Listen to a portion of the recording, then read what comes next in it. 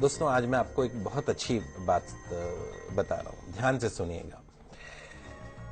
अगर मोहम्मद साहब की शिक्षाओं पर मनन किया जाए, मुस्लिम शिक्षा जो है उनकी शिक्षाओं पर मनन किया जाए तो दो बातें उनमें सबसे अहम है। पहली क्या है, मोहम्मद साहब की जो शिक्षाएं हैं वो किसी भी एक देश के लिए नहीं है या किसी भी एक धर्म के लिए नहीं है, हिंदू मुस्लिम सिख ईसाई, ऐसा नहीं है, सबके लिए है। और दूसरी जो उनकी शिक्षाएं हैं, आज से 1500 साल पहले जितनी प्रासंगिक थी आज भी उतनी है। जीवन का कोई ऐसा पहलू नहीं जिसे बेहतर बनाने, अच्छाई को स्वीकार करने के लिए मोहम्मद साहब ने कोई संदेश न दिया हो। उनके संदेशों को गलत अर्थों में ले लें वो अलग बात है। उनकी जो बातें हैं वो इंसानों को सच की राह दिखाती हैं। अर्थशास्त्र, इकोनॉमिक्स भले ही ब्याज को मूलधन का किराया, शुल्क या कुछ और माने, लेकिन जो इस्लाम धर्म में ब्याज को ममनू माना गया, अनुचित माना गया है।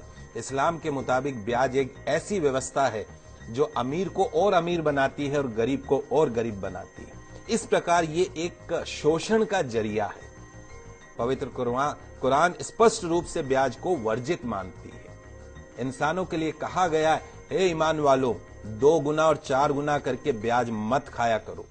उस मालिक से डरो, ब्याज खाने से बरकत खत्म हो जाती है। ब्याज की कमाई से बरकत खत्म होती है। इससे इंसान द्वारा किए गए पुण्य भी खत्म हो जाते हैं। ध्यान रखें, ब्याज जो है वो धन को कम करता है, लेकिन दान पुण्य से धन कम नहीं होता। जो लोग ब्याज हासिल करने का निश्चय कर चुके हैं उनके लिए बहाने बनाते हैं, उसके लिए ये एक शैतानी धोखा है। जो लोग ब्याज लेने को सही कारोबार साबित करने की कोशिश करते हैं कि साहब ये तो हमारा बिजनेस है, और लोगों को भी यकीन दिलाते हैं कि ब्याज लेना उचित है, तो ऐसे लोगों को भी इसी प्रकार के शैतानी धोखे के शिकार होते हैं। तो जो लोग ब्याज खाते हैं उनके बारे में कहा गया है कि कयामत के दिन खड़े नहीं हो सकते, उसी तरीके से जैसे किसी को शैतान ने छूकर पागल कर दिया हो। यह इसलिए क्योंकि वे कहा करते थे कि व्यापार भी तो ब्याज के समान है। व्यापार को वैध कहा गया है, ब्याज को पूरी तरीके से अवैध कहा गया है।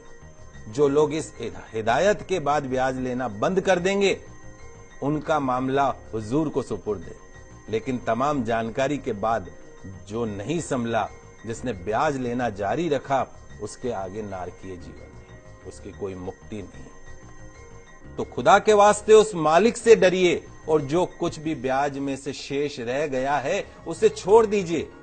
यदि तुम सच्चे दिल से ईमान रखते हो, ना तुम खुद जुल्म करो और ना तुम पर जुल्म किया जाए। अगर तुम्हारे पास धन हो तो जरूरतमंद लोगों को कर्ज दो, उन्हें वापसी के लिए कम से कम इतना तो समय दो कि कर्जदार इंसान उसे आसानी से वापस लौटा सके, आत्महत्या नहीं करे।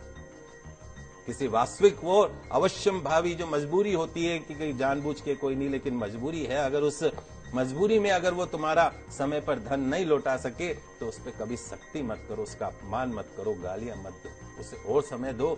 रोजी कमाने का गलत तरीका, गलत साधन, गलत रास्ता मत अपनाइए। मालिक से डरते हुए, उसकी नाफरमानी से बचते हुए सही जायज हलाल तरीके अपनाइए। हराम रोजी के करीब भी